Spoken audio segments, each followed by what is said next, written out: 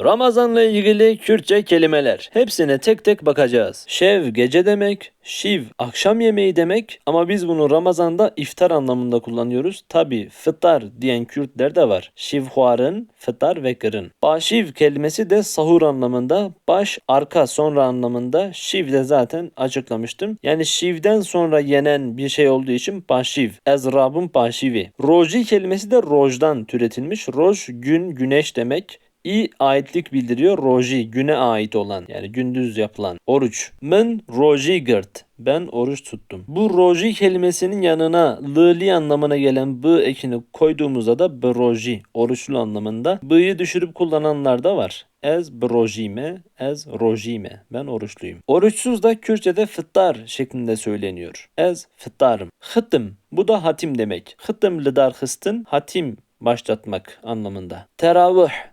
Teravih da teravih için kullanılıyor. Here teravihi, teravihe git. Kaza. Bu da kaza orucu anlamında. Kaza yenhe bigire. Kazalarını tut.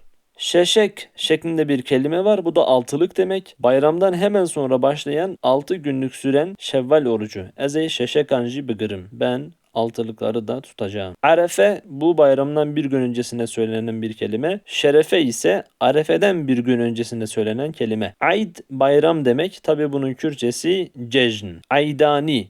Bu da bayramlık şeker veya elbise. Sizin bildiğiniz veya eklemek istediğiniz kelimeler var mı?